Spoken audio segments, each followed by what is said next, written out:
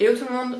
Aujourd'hui on se retrouve pour une vidéo des livres que j'ai envie de lire en automne, donc ma palle d'automne. Alors pour commencer on va parler de Oncle Frank de Léonard Katz, fait par Presse de la Cité Paris.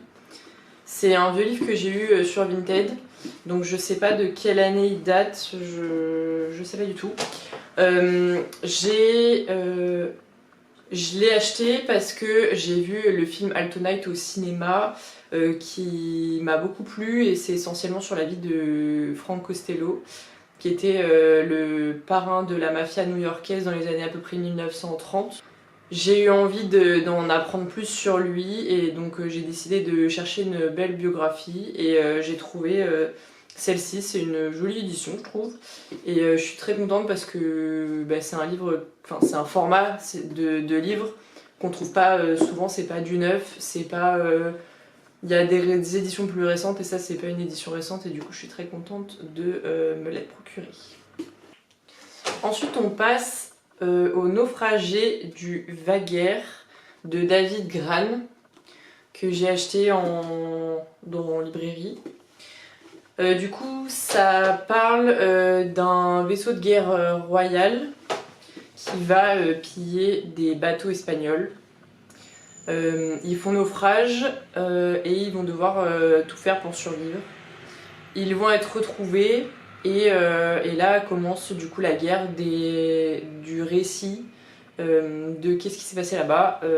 Et du coup il y en a qui, je pense, vont parler des atrocités qui s'est commis là-bas, enfin qui se sont commis là-bas, et d'autres qui vont pas assumer, et on va voir tout ça. Tout ça c'est dans le résumé au dos. Je ne spoil rien, je ne l'ai pas lu, c'est juste ce qui est marqué derrière, donc voilà pour moi. Une histoire de naufragé, il y a des trucs un peu sordides, il nous parle de meurtres, de gens qui se mangent entre eux. Et du coup, je pense que pour le mood un peu Halloween, ça peut être vachement sympa.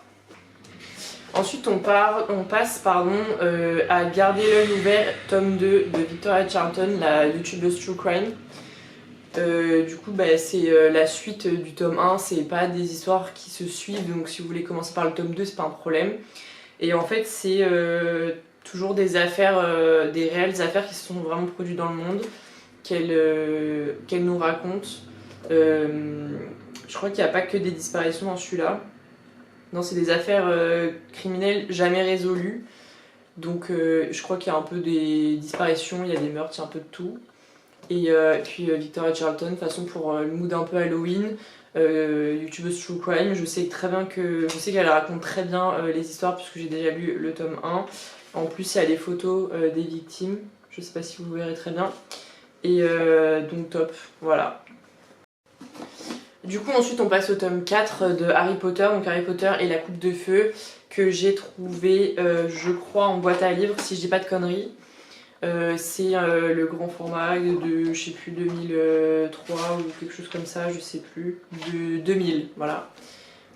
J'ai du coup lu le 1, 2, 3, et là du coup j'aimerais bien lire le 4. La couverture m'a fait penser à l'automne, et c'est tout, c'est la seule raison pour laquelle j'ai envie de le lire en automne, mais voilà.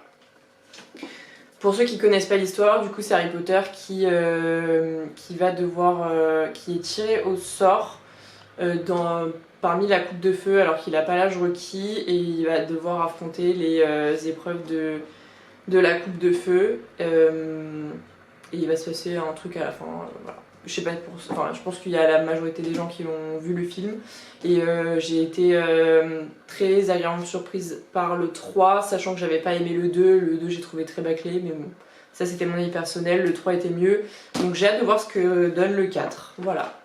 Ensuite on se retrouve avec le dernier tome de la saga 1Q84 de Haruki Murakami.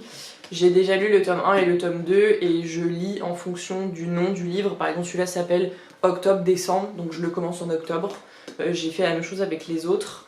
Pour l'instant, du coup j'en suis dans une phase de l'histoire où il y a beaucoup de suspense, et je pense qu'on va avoir pas mal de réponses, enfin j'espère, dans ce dernier tome. C'est Luna Liqua qui m'a donné envie de lire cette saga. Pour l'instant je suis vraiment pas déçue. C'est un peu what the fuck, il y a un peu des trucs pédos comme je vous l'avais dit dans ma revue sur le tome 2 par exemple. Mais du coup j'ai très hâte de savoir la suite et d'avoir les réponses aux questions que je me pose. Pour ceux qui ne le savent pas, du coup, ce livre parle de Tengo, qui est un enseignant qui fait, je crois, une classe prépa de maths, qui se lance dans la littérature, qui coécrit en secret un livre d'une autrice de 17 ans, et il va se passer des choses. Et on parle de Aomame. C'est une tueuse en série qui tue des gens sur commande, des gens qui ont fait du mal à des femmes notamment.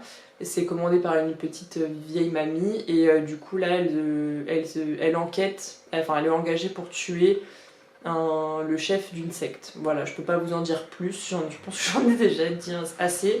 Mais voilà, pour cette saga là pour l'instant, de ce que j'en sais. Ensuite on passe à la sage-femme d'Auschwitz de Anna Stuart qui a été, enfin tout le monde en a parlé sur Bookstagram notamment. C'est du coup l'histoire d'une femme, d'une sage-femme qui va à Auschwitz et du coup elle va nous parler d'un peu des conditions de travail là-bas, de sa vie là-bas et elle va trouver un stratagème apparemment d'après toujours le résumé à l'arrière. Elle va trouver un moyen, normalement, de pouvoir se faire retrouver les enfants et les mères qui se sont fait déporter. Je ne sais pas quel est ce moyen, je ne sais pas si ça va fonctionner, mais en tout cas avec le mood de Auschwitz, je pense que c'est la saison un peu adéquate à ça. Et du coup je suis très très contente de pouvoir le lire et j'ai hâte de le découvrir en tout cas. On finit avec le dernier livre de ma sélection pour cet automne, c'est Emma de Jane Austen dont j'ai déjà parlé dans la vidéo précédente. Pour faire un bref résumé, c'est une femme qui, vu qu'elle s'ennuie, va vouloir se mêler de la vie de ses amis et du coup leur trouver un mari et organiser des mariages. Et du coup on va voir si elle s'en sort bien, si elle s'en sort pas bien, les leçons qu'elle va apprendre un petit peu. Et on va découvrir tout ça. Pareil, il est dans ma sélection parce que la couverture, je trouve qu'elle fait un peu automne. Donc voilà, ça se passe pas forcément en automne, genre, je ne sais pas.